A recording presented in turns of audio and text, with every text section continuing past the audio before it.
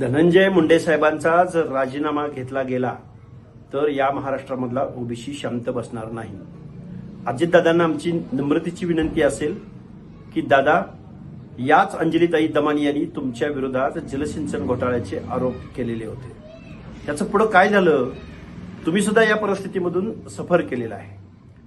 जर ओबीसी म्हणून जर धनंजय मुंडे साहेबांचा जर राजीनामा मागितला जात असेल तर आम्ही ओबीसी बांधव या महाराष्ट्रामधले, कारण आम्हाला एका मंत्र्याची गरज आहे.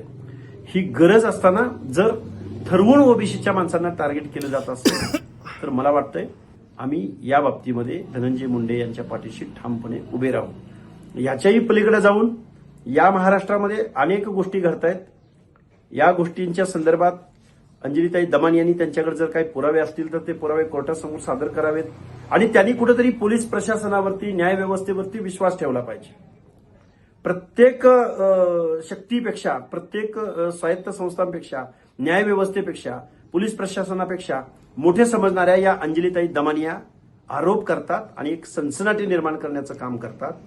याच स्वर्गीय संतोष देशमुखांची हत्या झाली त्यावेळी दुसऱ्या तिसऱ्या दिवशी बेजबाबदार पद्धतीनं मीडियामध्ये स्पेस मिळवण्यासाठी याच अंजलीताई दमानी यांनी सर्व आरोपींची हत्या झालेली आहे असं ट्विट केलं आणि महाराष्ट्रामधली जी परिस्थिती उद्भवली होती, मला वाटतंय त्यांना त्या गोष्टीचं गांभीर्य नाही. त्या कुणाच्या तरी अजेंड्यावरती, सिलेक्टेड प्रोग्रामवरती त्या काम करतात. याच्या पलीकडं अजितदादांना आमची विनंती आहे की दादा, तुम्ही या अंजलीताई दमानी यांना सिरियस घेऊ नका. आणि जर खरंच काही सिरियस असेल, जाऊ दे ना कोर्टाकडं, जाऊ दे पोलीस डिपार्टमेंटकडं. आणि इथं न्यायव्यवस्था आहे आपल्या महाराष्ट्रामध्ये, त्यामुळे त्यांनी न्यायव्यवस्थेकडे जरूर जावं.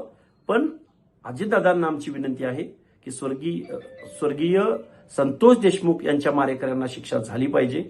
त्यामध्ये कुठलंही दुमत असायचं कारण नाही. परंतु धनंजय मुंडेंचा राजीनामा घेण्यामागचं काय लॉजिक आहे, काय कारण आहे, या गोष्टीचा मात्र सोक्षमोक्ष